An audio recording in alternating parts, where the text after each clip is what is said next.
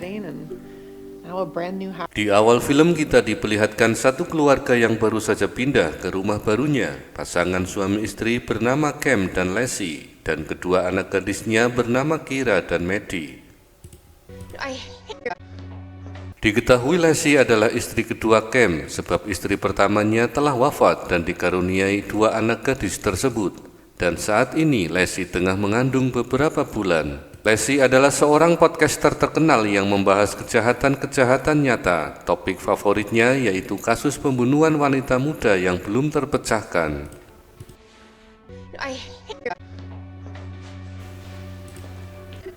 Beberapa saat kemudian, Leslie yang tengah berada di gudang, dia mendapati sebuah kotak kenangan bersama adiknya bernama Jocelyn, yang diketahui telah meninggal beberapa tahun lalu akibat dibunuh.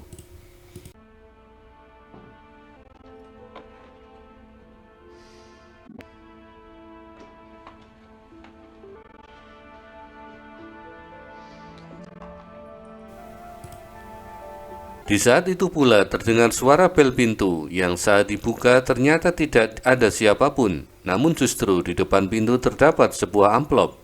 Dan betapa terkejutnya ketika dibuka, berisi foto dirinya bersama Jocelyn dengan wajah yang telah digores.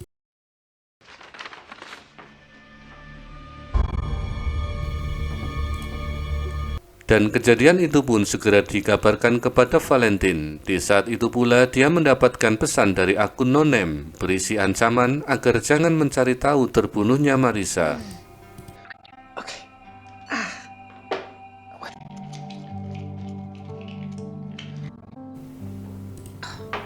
Dan tiba-tiba Cam datang menghampiri. Hal itu membuat Leslie amat sangat terkejut. Lantas Cam menenangkannya. Dan selepas itu mereka akan makan malam di luar. I almost popped the baby out. Mereka saat ini berada di meja makan di sebuah resto. Mereka benar-benar intens membicarakan hubungan pernikahan. Cam mengenang masa lalu saat mereka kencan untuk pertama kali, sementara Leslie sangat beruntung dapat membesarkan kedua putri Cam yang sudah besar. Apalagi sebentar lagi anak yang ada di dalam kandungan akan segera lahir. Beberapa saat kemudian seorang wanita menghampiri mereka. Dia berbicara dengan semangat dan sangat senang bertemu dengan idola podcast. Wanita itu adalah penggemar berat Leslie. That episode was tough. Melihat momen tersebut, Cam beranjak ke teras resto. Di sana, Cam sangat berharap istrinya harus lebih fokus merawat jabang bayi dan keluarga mereka, dan berhenti mengusut terbunuhnya Sarah dan Marissa. Tentu dia menolaknya karena dirinya sangat antusias dalam hal tersebut. I know. I guess aren't you tired of surrounding yourself with, it's just...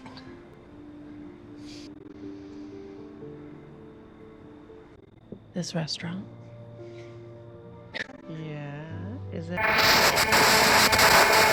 Keesokan harinya, di kantor dia mendapatkan keterangan tentang hasil otopsi korban Marissa, menerangkan bahwa Marissa tengah hamil saat terbunuh.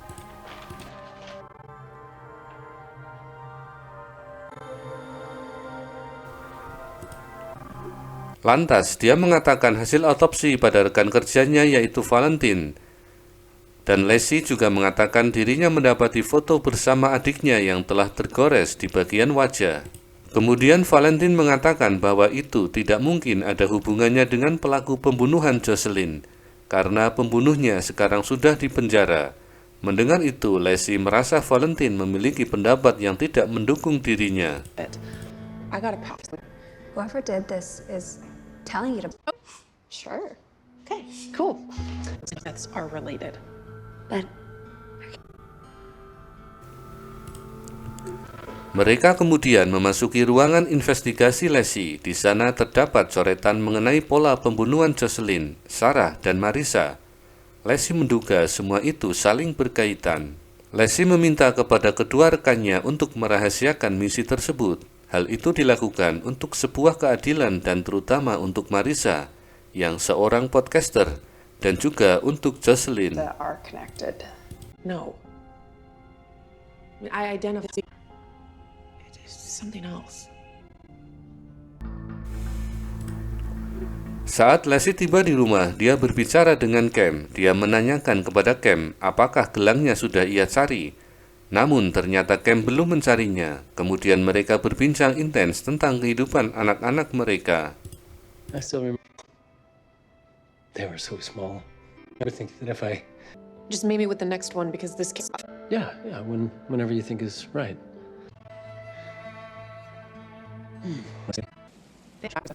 Except for the fact that she was a student. Suatu waktu, Leslie menemui seorang profesor bernama White di sebuah sekolah tempat Marissa dulu pernah menjadi siswi di sana.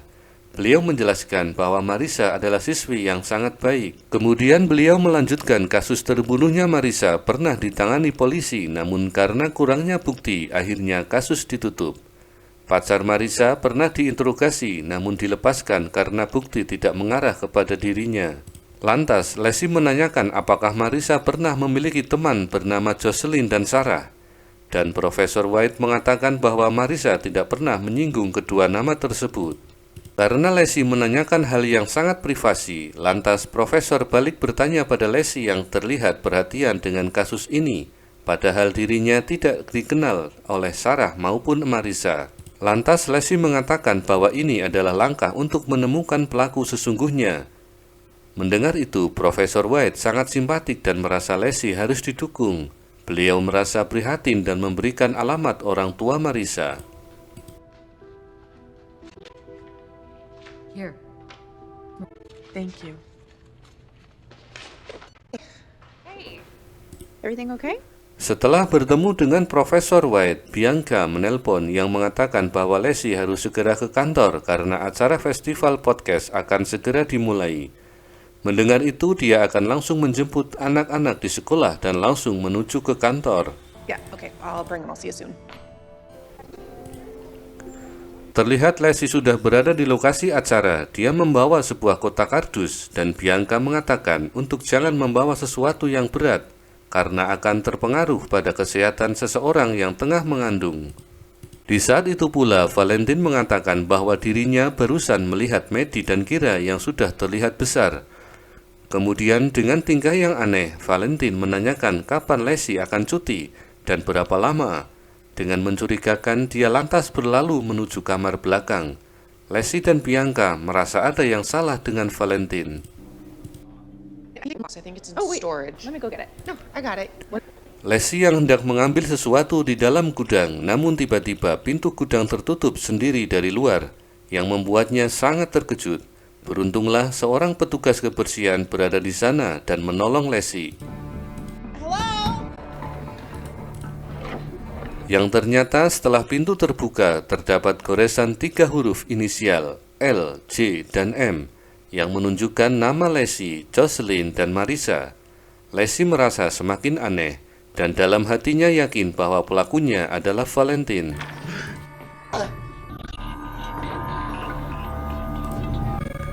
Segera dia menuju ke Bianca, namun di tengah langkahnya bertemu dengan teman lama bernama Tanendra.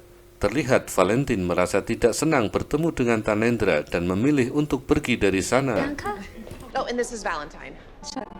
I think there's one more box. Lantas Tanendra mengajak bicara dengan Leslie. Dia mengatakan 6 tahun lalu dirinya dan Valentine bekerja bersama di sebuah acara podcaster bernama Mary. Valentine adalah orang yang kepercayaan Mary. Namun naasnya, Mary saat itu tiba-tiba menghilang dan acara podcastnya seketika berhenti hingga saat ini. Tanendra juga mengatakan bahwa Valentine adalah seorang yatim dan tinggal bersama bibinya, dan hidupnya berpindah-pindah, dan sekarang Valentine tinggal sendirian karena sang bibi sudah wafat. Tanendra khawatir bahwa psikologi Valentine yang baik dan biasa justru akan berubah menjadi berbahaya. Mendengar itu, Leslie terlihat tidak percaya dengan apa yang baru saja dia dengar. Dia mencoba untuk realistis, namun jika dilihat dari beberapa kejadian, memang dia merasa ada yang aneh dengan Valentine. Being a shoulder for Mary to cry. She had the references, though. I mean, they were checked. The same Valentine here? Because I know you're... She hides her true self well. I looked into her before Mary disappeared. Mary got pregnant. She tried to end Mary's pregnancy in a week, and when she got out, Marry such a woman as humanly possible. It's been years when or that she found. Lantas Leslie mengatakan hal yang baru saja terjadi di gudang dan menanyakan kepada Bianca keberadaan Valentine yang belum juga kembali. Kemudian Leslie bergegas pergi dari sana untuk menemui keluarga Marisa. Okay. Wait, where are you going?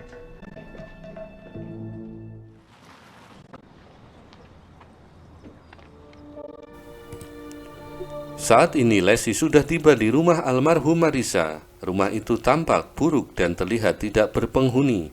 Seorang tetangga yang mengatakan Marisa dulunya sangat baik dan selalu menjaga penampilan. Namun sejak dia terbunuh, rumah itu sudah dijual. Dan perempuan itu mengaku sering melihat di rumah Marisa ada bayangan misterius di malam hari. It's close to 40 years now. I've seen her. What can you tell me about her? She took time to stop for a chat. Was Break, yes, she was something very odd about her, considering what a warm person she was. Know where to start. you think of anything else, please give me a call. Sometimes at night. Tried to catch them a couple of times to see who it is, but I can. Who else would it be? Sekembalinya di kantor, Bianca mengatakan Tanendra tadi juga sudah mengatakan beberapa hal tentang Valentine. Dan setelah dicek podcast Valentine bersama Mary waktu itu memang benar. Dan mengenai Clara Thomas pun hasilnya seperti yang dikatakan oleh Tanendra. Dan Leslie meminta kepada Bianca untuk segera mendalami Valentine dan mengawasinya sebelum semuanya terlambat. Termasuk mencari lebih jauh tentang pria bernama Aaron, yang katanya itu adalah teman dekat Marisa. Namun tiba-tiba listrik padam. Also, did you ever manage to get in touch with Claire? And she was in treatment when Marissa was murdered. Let's see what we can find on him, because I think that he might actually. Did we forget to pay the electric bill? Also, I'm gonna check the panel. Yeah. Mereka berdua mencari tahu sebab padamnya listrik. Leslie sempat menanyakan di mana kedua putrinya, dan Bianca mengatakan mereka ada di luar. Saat itu gelap. Bianca merasa mencium bau sesuatu. Leslie mencari lilin. Bianca menuju pojok gedung dan ternyata ada gas bocor. Shoot. Why don't... Sontak dia berlari sekuat tenaga untuk mencegah Leslie menyalakan korek api dan untunglah semuanya belum terlambat. Selepas itu Leslie dan Bianca semakin mencurigai bahwa semua itu adalah perbuatan Valentine.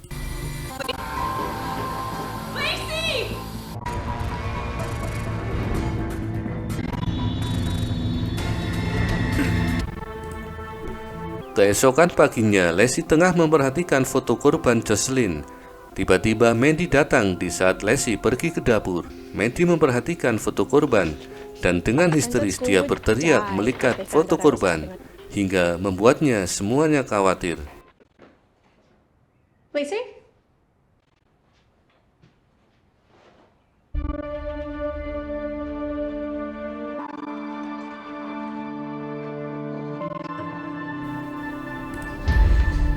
Kemudian hal tersebut ditenangkan oleh Kira. Kemudian Leslie meminta maaf pada Maddie telah tidak sengaja menaruh foto tersebut di atas meja.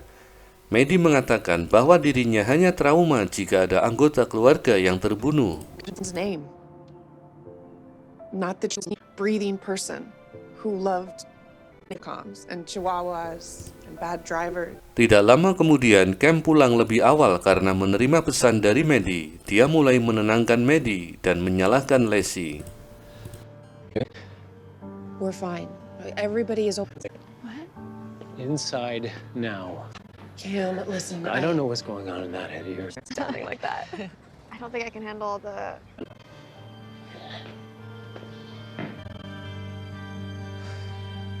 Kemudian di kantor, dia menceritakan kejadian kepada rekannya. Leslie merasa apa yang dia lakukan selalu salah, padahal dirinya ingin sekali menjadi pusat perhatian yang baik di mata para putrinya, dan kali ini dia telah mengacaukannya. Kemudian Bianca mengatakan dia telah menemukan profil Aaron dan tidak ada catatan apapun, artinya dia bersih. Tiba-tiba ada pesan masuk dari Valentine yang ingin bertemu dengan Leslie. I looked into Aaron. About Marissa. Great. To know what she has, though.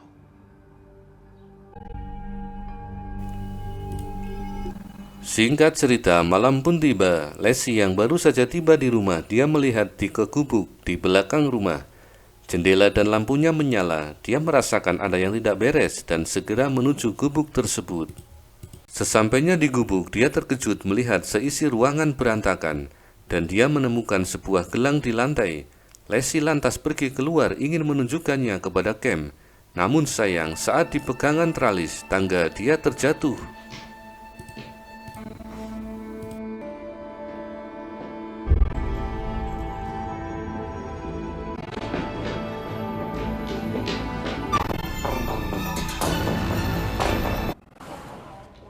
Segera dia dilarikan ke puskesmas. Di sana dia menceritakan kronologinya dan Leslie mencurigai Valentine lah yang melakukan semua ini. Baby, She's fine. what is she talking about? I didn't want you to worry.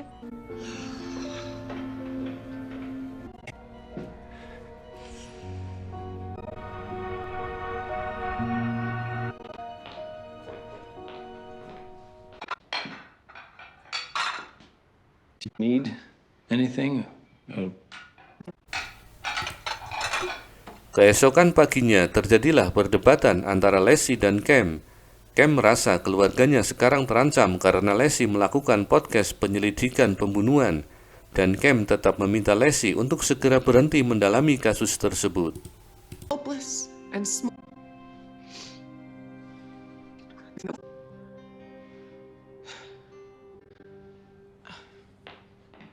Di suatu malam, Leslie berbincang dengan Maddie. Dia mengatakan bahwa dirinya sangat bahagia bersama mereka.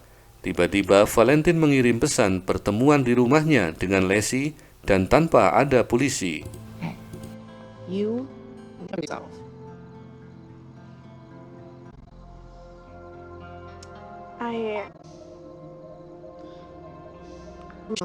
What information? This could be your last chance to help Marissa. Lantas, Leslie mendatangi rumah Valentine. Sepertinya pintu tidak terkunci sehingga dia bisa masuk. Dia mencari keberadaan Valentine dan betapa syoknya dia menemukan tubuh rekan kerja yang telah terbujur kaku. Di sana tampak berantakan termasuk terdapat banyak lembaran foto Leslie.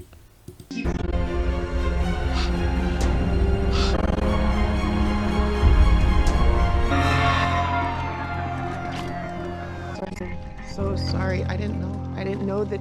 You're safe now. I'm done. And you can be on your way.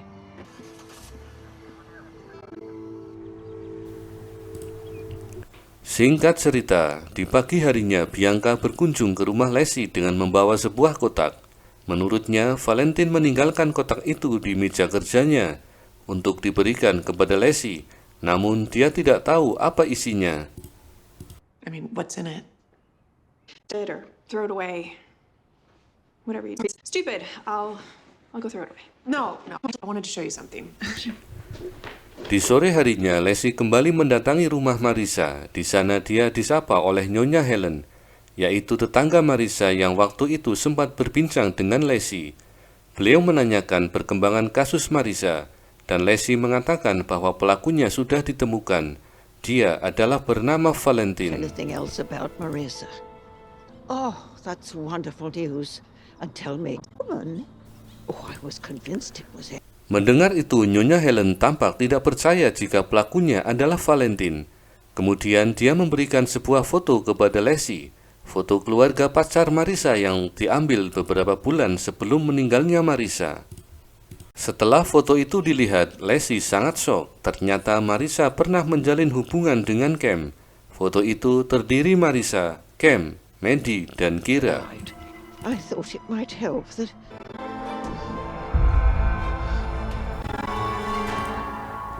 Setibanya di rumah, Leslie mengatakan kepada Bianca tentang fakta baru dia temukan dari Nyonya Helen. Namun sayangnya belum selesai bicara, Cam menghampirinya dan pembicaraan pun berhenti. Can you call me back in 30 minutes? Lantas Leslie mulai menginterogasi Cam. Di sana Cam yang terpojok mencoba untuk mengatakan hal yang sepertinya mengelak dari bukti-bukti yang kuat.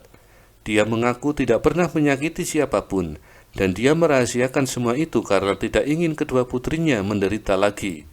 Leslie tidak percaya begitu saja bantahan dari suaminya, dan meminta mulai malam ini Cam tidak bisa tinggal di rumah tersebut. Dengan mata yang berkaca, akhirnya Cam meninggalkan istrinya. Lacey, it was horrible. You lied to me. I didn't want by your show. I would never hurt anyone. Please tell me you know this. No, get out. Di suatu pagi, Leslie berbicara tentang Marissa pada Mandy dan Kira. Kemudian mereka masuk ke gudang.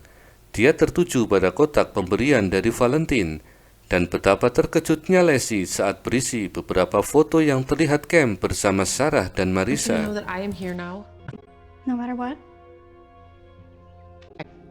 Let's get you guys off to school. Come on. Rupanya Sarah dan Marissa sama-sama pernah menjalin hubungan dengan Cam. Dan apa yang dikatakan Nyonya Helen bahwa Aaron adalah pria yang dimaksud, yaitu Cam. Dan di balik foto itu tertulis, mereka berdua sedang hamil dan dibunuh oleh anaknya.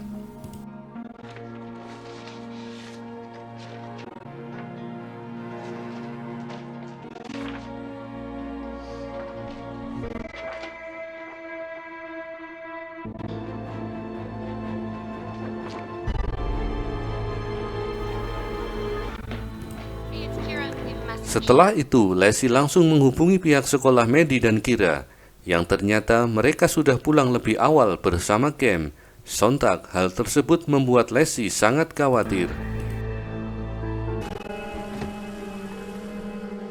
Dan was trying to tell me he set her up. I have to save them. Marissa dengan mengendap-endap di memasuki kamar. Yang betapa syoknya dia melihat Cam berada di rumah itu.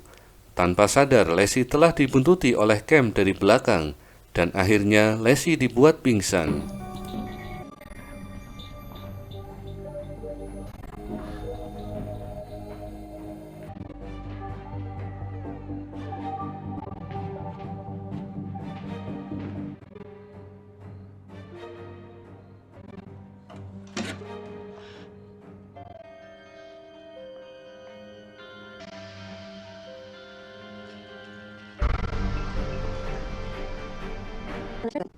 Cabo, right?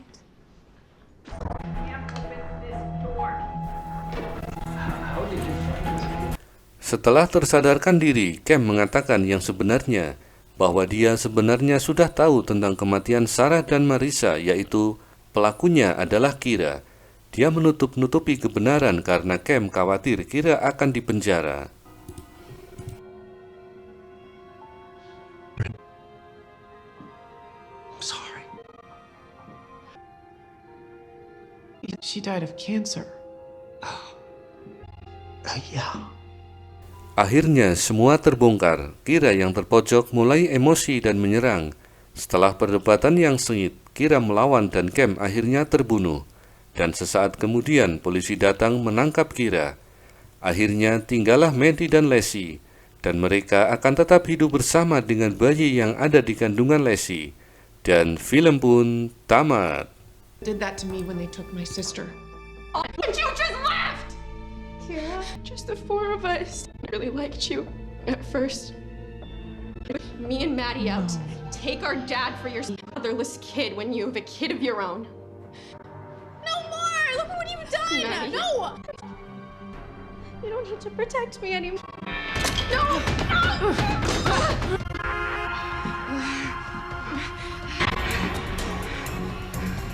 How did you do this to me?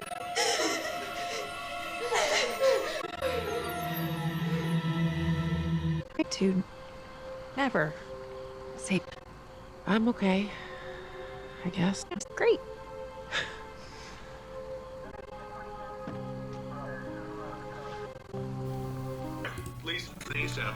Pesan dalam film ini adalah, renungkanlah bahwa kasih sayang seluruh anggota keluarga sangatlah penting untuk keutuhan sebuah hubungan pernikahan. Should we go get some bottle? A family ring? Marissa was missing a necklace.